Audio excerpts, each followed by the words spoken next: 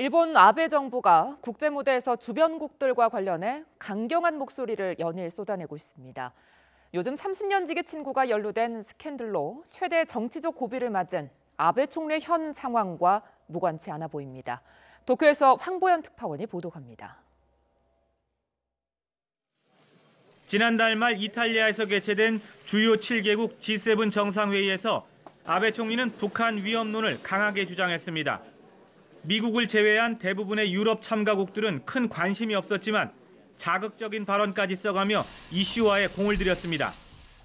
この問題をこのまま放置すれば安全保障上の脅威があたかも伝染病のように世界に広がる危険性を帯びています。 아시아 안보회의에 참가한 일본 방위상은 외무성 소관인 한일 위안부 합의 문제를 뜬금없이 꺼내 우리 정부를 황당하게 했습니다. 신중하게 검토 중인 사안에 대해 위안부 합의는 최종적인 것이라며 쐐기를 박았기 때문입니다. 대북 제재를 두고 여러 차례 중요성을 강조해온 중국과도 확실하게 각을 세웠습니다.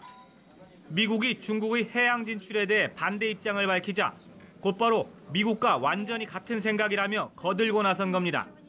そして東シナ海、南シナ海の現状について、そしてこの地域を取り巻く安全保障環境の現状について認識は完全に一致をしているというふうに思いました。 이런 가운데 중국과 영토 분쟁 중인 센카쿠 열도 부근에 자위대 주둔지를 만들 예정이라는 보도까지 나오면서 중국을 더욱 몰아붙이는 형국이 됐습니다.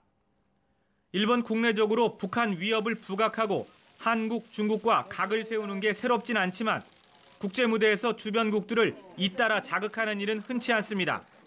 이 때문에 국내적으로 궁지에 몰린 아베 정권이 여러 국제 문제를 쟁점화해 국민 시선을 돌리려는 의도가 있는 게 아니냐는 의심을 사고 있습니다. 실제 아베 총리는 30년 지기 친구가 운영하는 사학재단이 50여 년간 불어된 수의학과를 신설할 수 있도록 도와줬다는 스캔들에 연루돼 최대 정치적 고비를 맞고 있습니다. 의도가 어떻든 북한의 현실적 위협에 대비해 한국과 중국의 협력이 필수 불가결한 상황에서 최근 아베 정부의 국제 무대 행보에는 분명 문제가 많다는 비판이 나오고 있습니다. 도쿄에서 YTN 황보연입니다.